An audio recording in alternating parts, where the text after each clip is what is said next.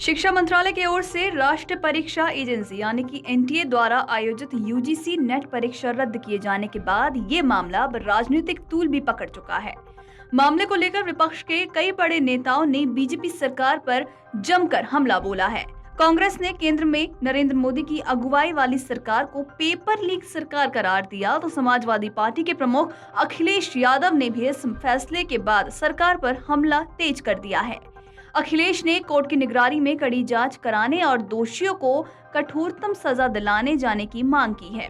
इसी बीच अखिलेश यादव ने परीक्षा रद्द किए जाने के बाद सोशल मीडिया प्लेटफॉर्म एक्स पर भी एक पोस्ट साझा किया है और कहा है, और अब गड़बड़ी की खबर के बाद यूजीसी एनईटी की परीक्षा भी रद्द कर दी गई है। भारतीय जनता पार्टी के राज्य में पेपर माफिया एक के बाद एक हर परीक्षा में धांधली करता जा रहा है।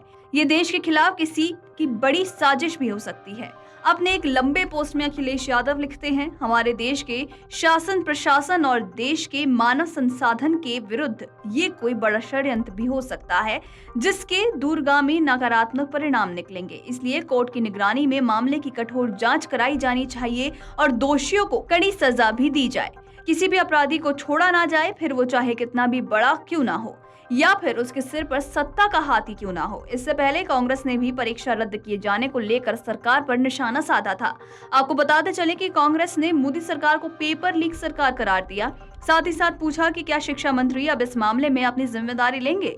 कांग्रेस अध्यक्ष मल्लिकार्जुन खड़गे ने मेडिकल प्रवेश परीक्षा में कथित अनियमितताओं को लेकर पीएम से सवाल किया कि प्रधानमंत्री नरेंद्र मोदी नीट परीक्षा पे चर्चा कब करेंगे।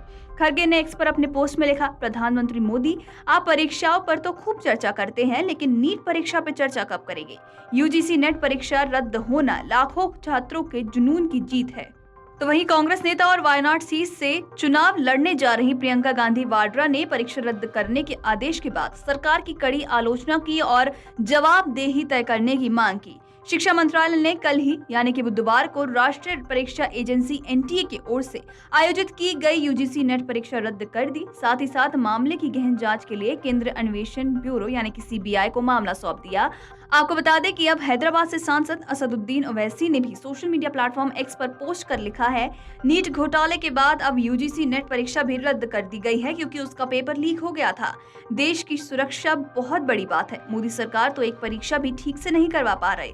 उन्होंने आगे लिखा, पिछले 5 सालों में 15 राज्यों में 41 पेपर लीक हुए हैं। कुल 1.4 करोड़ नौजवानों को ये परीक्षाएं लिखनी या देनी थी। उनके मुस्तकबिल के साथ निहायत घिनौना मजाक किया गया।